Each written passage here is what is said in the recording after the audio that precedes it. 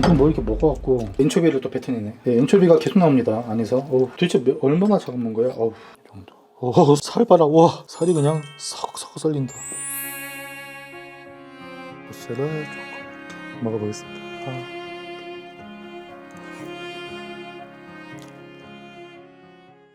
안녕하세요, 이티레초입니다. 지금 한창 가정의 달인데 5월에서 6월, 늦게까지 7월까지 찾아 드시기 좋은 가성비 횟감이 있습니다. 그것도 양식이 아닌 자연산으로 일단 열어보겠습니다. 택배로 왔습니다.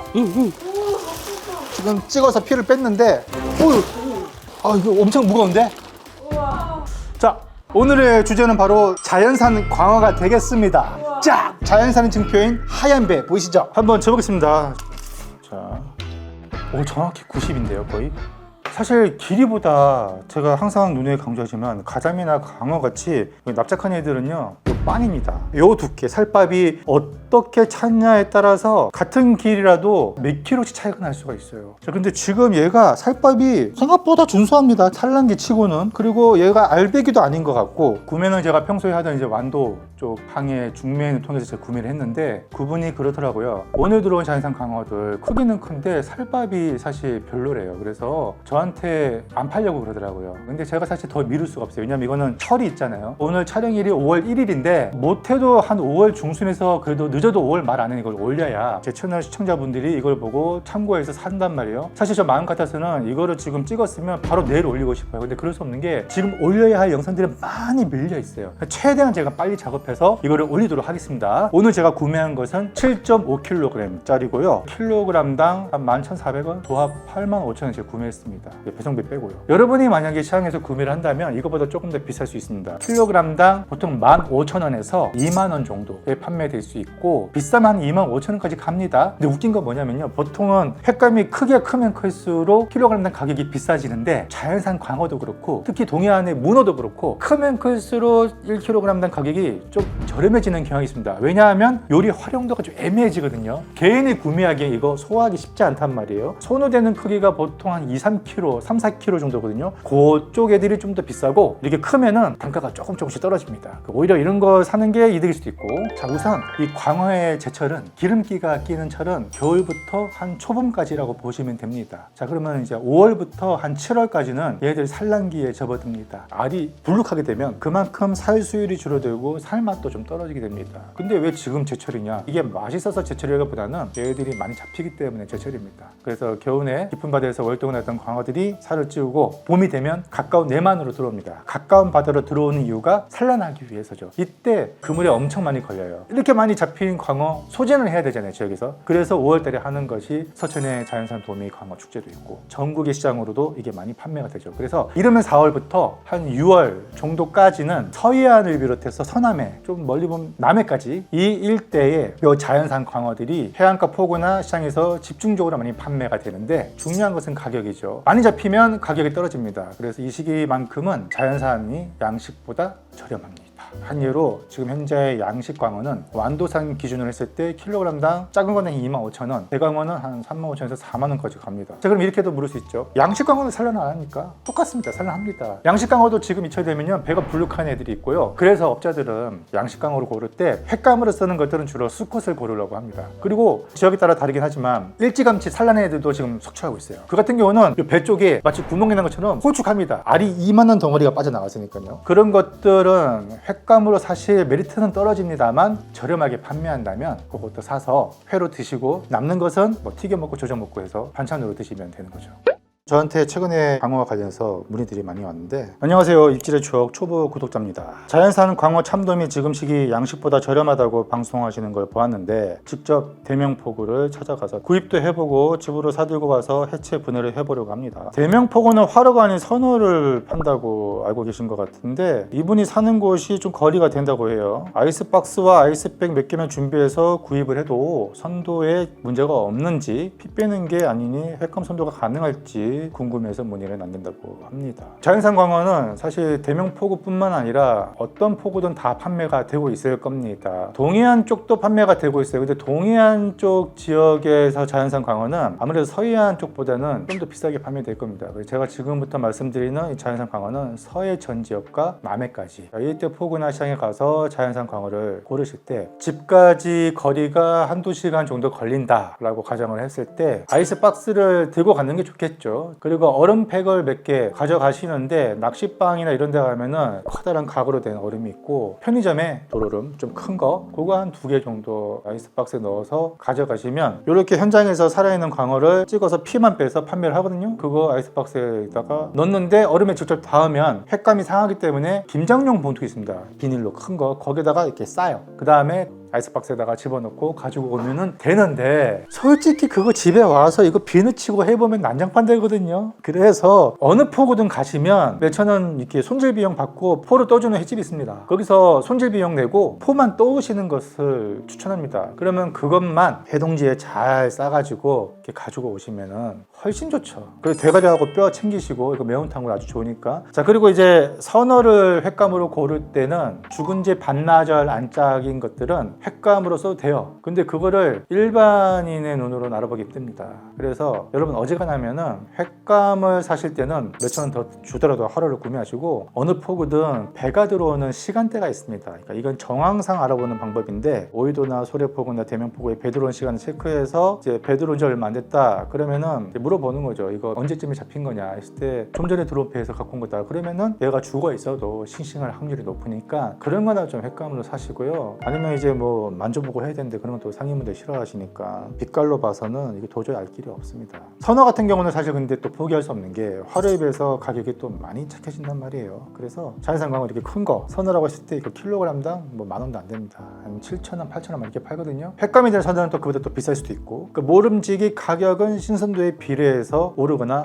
내리거나 한다는 겁니다. 그래서 너무 저렴하게 파는 것은 늘 조심할 필요가 있다. 두 번째, 자연산 광어 산란기 의문점 4월 30날에 온 문이거든요. 바로 어제 들어왔는데 제가 알기로 현재 자연산 광어는 산란기를 살도 좋지 않고 사이즈가 클수록 알도 크고 더 좋지 않다고 알고 있는데 제가 오늘 도매시장에서 구매한 8.7kg짜리 자연산 광어는 양식처럼 살이 너무 좋은 것 같아 산란기 영향을 받지 않는 예외적인 경우도 있는지 궁금합니다. 사진을 봤더니 비육 상태가 상당히 양호하네요. 겉에 기름기가 많이 있고 살집이 되게 좋고 자 이게 왜 그러냐면은 이분이 이제 도매시장이 지역을 알아야 되는데 어느 지역인지는 모르겠습니다만은 초봄이죠. 4월까지는 자연산 광어가 지역에 따라서 편차가 있습니다. 사실 자연산 광어의 산란기는요 4월부터 시작해서 7월 늦게까지는 8월에 잡힌 개체도 알덩이가 있는 것을 제가 봤거든요. 심지어 제가 2월 말에 낚시로 잡은 광어에도 알이 거의 80% 이상 차 있는 걸 봤습니다. 그게 왜 그러냐면은 광어 같은 경우는 수온에 따라서 산란기가 정해져요. 예를 들어서 남쪽 지방이죠. 부산이나 통영이나 이쪽은 수온이 빨리 오릅니다. 그러면 얘네들이 산란기가 빨라져요. 그래서 한여름 제가 예전에 몇 년 전에 대마도에 내려갔는데 그때 우연찮게 제가 이만한 광어를 잡았거든요. 근데 그때가 2월 말이었어요. 겨울이었단 말이에요. 근데 마치 봄처럼 알이 가득 배어 있었단 말이에요. 대마도는 훨씬 남쪽이잖아요. 수온이 서해보다는 훨씬 높단 말이에요. 그러니까 얘들 산란기가 빠른 것이고 반대로 부산, 통영, 여수, 전라남도를 거쳐서 서해 북부로 가게 되면 갈수록 위도가 높죠. 위도가 높으면은 수온이 차요. 지금 5월인데도 수온이 찹니다. 그러면은 얘들이 산란기 늦어요. 그래서 서해산 광어가 7월까지 늦게까지 8월까지 알을 가지고 있는 경우가 있습니다. 산란기가 늦어요. 시즌 초반인데 지금 5월 달에 서해산 광어가 아무래도 좀 남해 쪽보다는 유리할 수 있고 그리고 또 하나는 이게 또 변수인데 같은 지역에서 잡힌 광어를 할지라도 개체마다 또 차이가 있습니다. 야생에서 양육강식이잖아요. 그러면은 어떤 개체는 많이 먹고 많이 살을 찌운가 하면 어떤 녀석은 먹이 경쟁에 도태돼서 못 먹고 메마른 애들이 덜어 나옵니다. 그렇기 때문에 같은 시기에 같은 장소에 잡힌 광어라도 또 편차가 있고 이런 변수죠. 이게 생물이니까 교과서 무슨 공식 마냥 딱딱 정해져 있지는 않습니다. 그리고 또 하나 댓글이 있는데 김지민 씨는 본인 생각 피셜을 많이 하시는 듯 다 아닙니다. 그러니까 이런 유형의 댓글도 종종 달리거든요. 좋습니다. 왜냐면은 사실 저라고 다 알고 있는 것도 아니고 저 모르는 거 많습니다. 근데 방송을 할 때는 제가 아는 것에 한해서만 하려고 해요. 제가 모르는 것을 웬만하면 발언을 좀 자제하는 거죠. 그래서 크로스 체크를 좀 합니다. 그렇게 체크를 해서 해도 워낙에 방대한 수산물을 다루기 때문에 저도 인간이잖아요. 그러니까 틀릴 수 있어요. 그래서 언제든지 좀 다른 내용이 있으면 이렇게 댓글로 달아주세요. 저는 환영합니다. 자, 근데 문제는 뭐냐면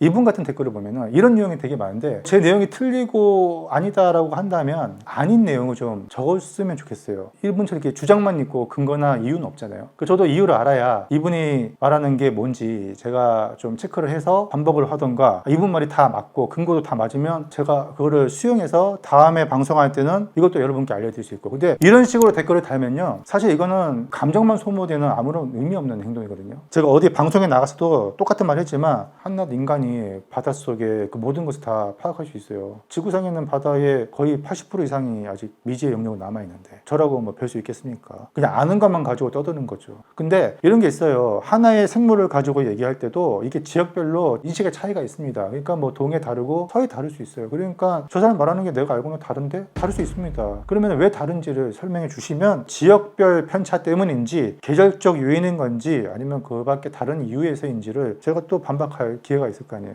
그런 거를 원천 차단하고 그냥 네 말은 다 틀렸어, 응? 아니야, 뭐 이런 식으로 댓글이 다는 것은 별 의미 없다고 봅니다. 자, 그러면은 오늘은 자연산 광어 이거를 어떻게 활용을 할 수 있는지에 대해서 오늘은 중점적으로 알아볼까 합니다. 제가 항상 강어를 뜰 때마다 고민되는 건, 원래 이제 스키비끼라고 이렇게 싹 오르내는 게 있는데 제가 그걸 잘 못하니까 얘들이 잔비늘이라 이거 잘못 치면 막 각지처럼 일어나기만 하고 되게 지저분해진단 말이에요. 그래서 한 번은 비늘 안 치고 또 포를 떴어요. 그랬더니 칼이 들어간 곳에 이 비늘이 다 살소로 들어가더라고요. 지저분해지더라고요. 그래서 제가 좀 꼼수를 한번 써볼까 합니다. 칼 들어갈 자리만 비늘 한번 쳐보려고. 다시장 뜨기 하려면 여기 칼이 가운데 들어가잖아요. 여기만 이제 칼 들어갈 자리만 비늘을 치겠습니다. 뒤집어서 여기서부터 칼이 들어가니까 끝났어요. 그냥 다친 거예요. 너무 꼼수인가? 야, 감 보세요. 너무 좋다. 그리고 여러분, 이렇게 대강어를 자연산으로 구매할 때 조심해야 될 게, 이렇게 고래총이 이렇게 있습니다. 특히 간에도 붙어 있고 항문 쪽에 특히 많을 건데, 확률상 낮긴 하지만 가끔 얘들이 이제 죽고 나서 상온에 보관되면 살 속으로 파고들 염려가 있긴 해요. 요 내장 주변에 살을 해 뜨실 때는 이런 게 박혀 있는지 유심히 보셔야 합니다. 내장에 고래총이 좀 어마무시하죠?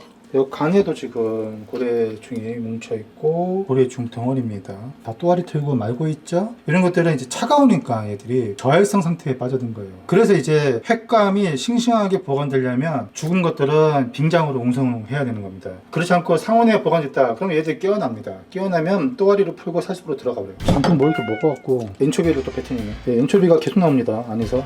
도대체 얼마나 작은 건 거야? 쓰게 이거 터지면 골치 아프죠.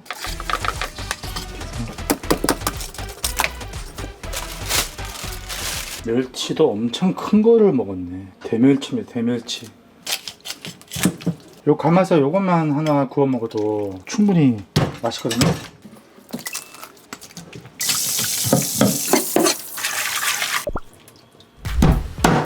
쫙 가집니다. 생각보다 살밥 좋은데? 산란강어 치고는. 자, 이게 지금 알이 있죠? 한쪽입니다. 넓적한 생선은 여기가 제일 좋죠. 내장이 아닌 등 쪽에 요 윗면.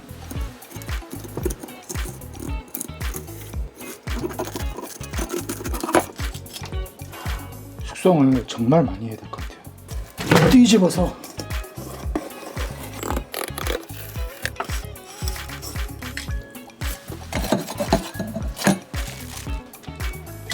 쏙 하면은 나오죠? 이 정도면요 한 20%밖에 안 되는 거예요. 이제 막 찌기 시작했어요. 매운탕에 다르면 그냥 구워 드셔도 되고.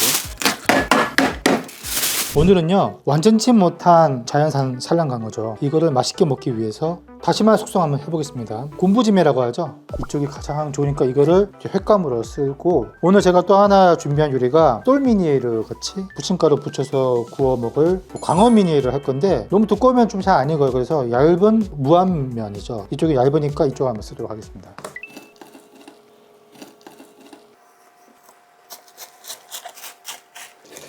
자, 원래 자연산 강어 크면 빨개집니다.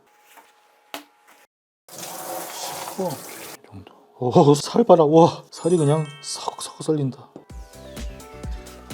분무기 있으면 분무기 쓰시면 됩니다.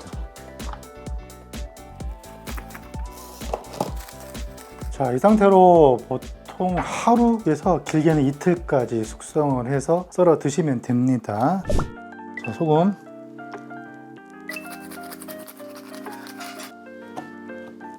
지님살은 지금 먹는 게 맛있으니까.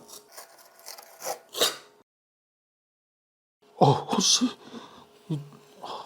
진짜 이거 탄력이 먹어봐야지. 육질 장난 아닙니다. 얇게 썰게요. 육질이 느껴지십니까? 뭐 꿈틀꿈틀한다.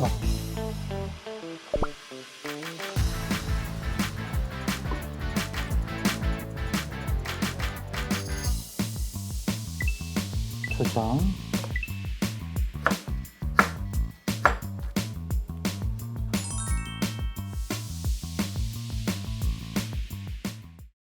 빛깔이 이건 마치 자연산 도미 같죠. 울긋불긋한 게 크면 클수록 광어도 이런 색깔이 뜹니다. 아직 수분이 완전히 잡히지 않았거든요. 숙성을 한 진짜 며칠은 해야 됩니다. 그럼에도 불구하고 탄력이 화로의 상태의 탄력을 가지고 있습니다. 이런 느낌이죠. 와.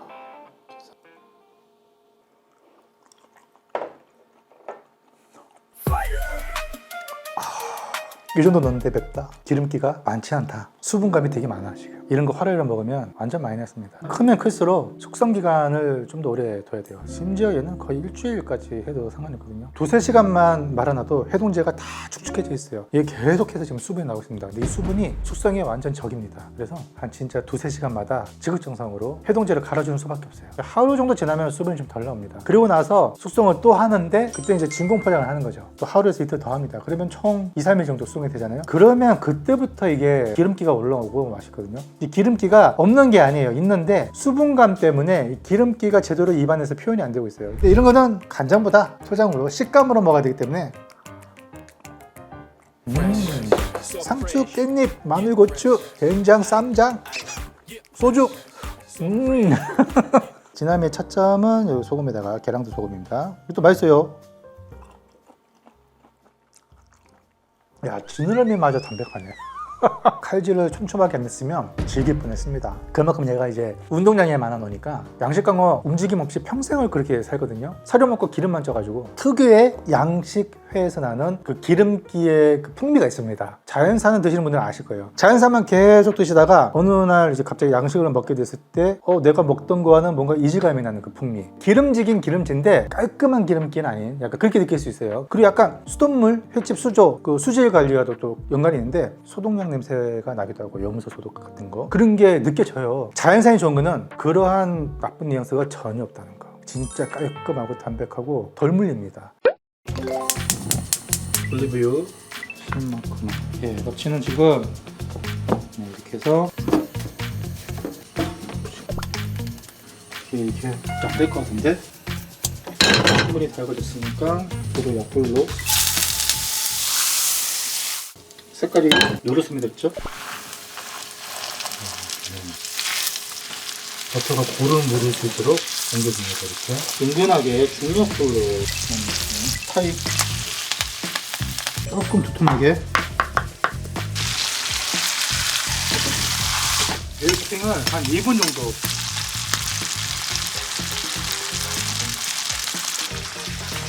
불 끌게요.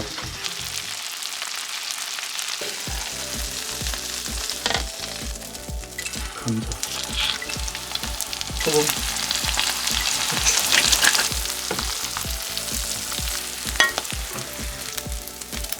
화이트 와인. 집에 화이트 와인이 없으신 분들은 레몬즙을 조금만 타 넣으시면 됩니다. 이렇게 산미를 위해서 하는 거다 보니까 그레이프를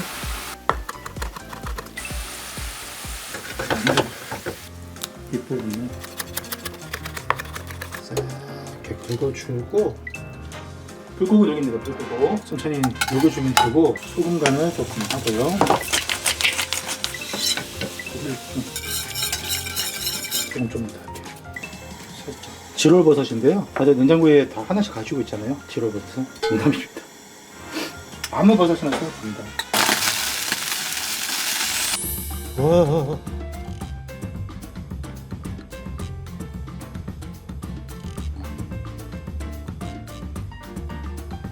프랑스에서 다양한 후추를 사왔는데 마무리로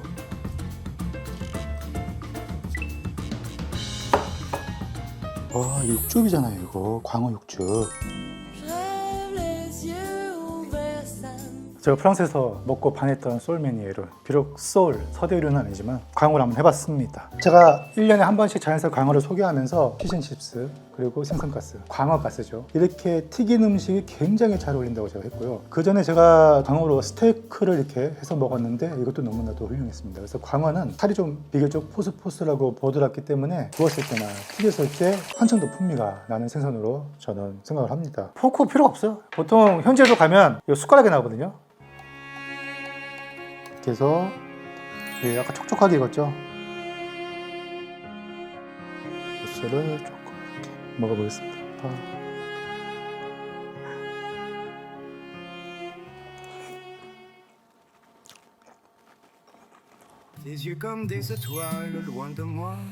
간도 기가 막히네요. 역시 광어는 익혀야 맛있어. 지롤버섯인데, 지롤버섯. 지랄 샹트레라고 하는데요. 우리나라 말로는 꾀꼬리 버섯인가 같은, 네, 우리나라 명칭도 있습니다.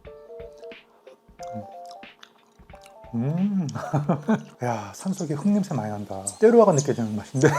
숟가락으로 이렇게 딱.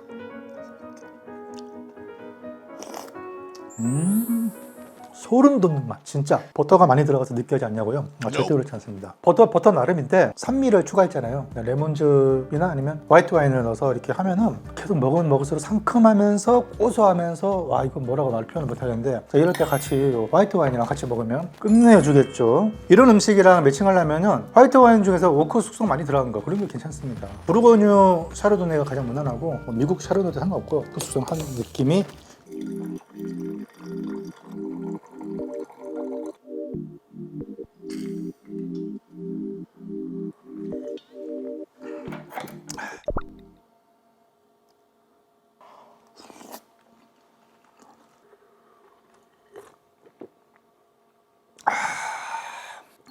완벽한 페어링이다 진짜. 야, 이거 뭐 미슐린 부럽지 않다 진짜. 개인적으로는요, 100% 익히는 것보다는 살짝 덜 익힌 느낌이 나는 게 좋더라고요. 이렇게 하면 약간 덜 익을 것 같은데 라고 했을 때 불 끄는 게 딱 좋아요. 또 잔열로 또 있거든요.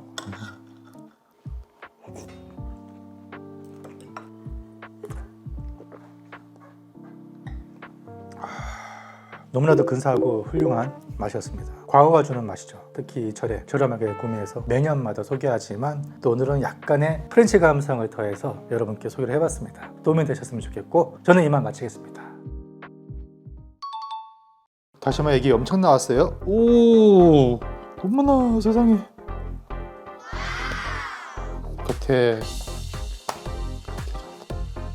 이렇게 해서 두께를 좀 줘서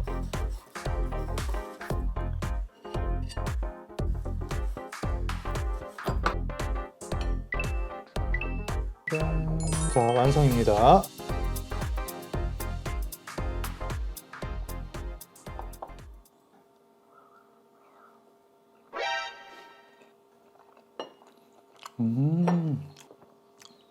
다시마 맛은 생각보다 많이 안 나는데 지금 이미 살 속에 다시마스러운 그 감칠맛, 그게 그냥 가득 배어있다고 생각하면 돼요. 와, 입안에 계속 지금 삼키고 나서도 남아있는데 진짜 조미료 탄 것처럼 그렇다고 느끼하지는 않습니다. 감칠맛이 자체적으로도 많이 올라와 있는데 다시마의 힘까지 빌린 이 감칠맛에 거의 맛에 빈틈이 없네요. 소금 한번 찍어서 이렇게 해서요.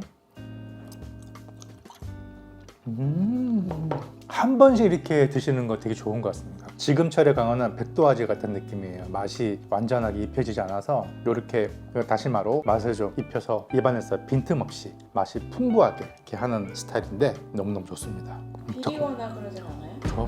전혀 안 비리고, 다음에 이제 이틀 이상 숙성이 되면서 살은 표면이 약간 이렇게 물렁거립니다. 안에 속심제는 씹는 맛이 좀 남아있고 차진다고 해야 될까요? 대만족! 자연산 강어는 이렇게 먹어야겠다.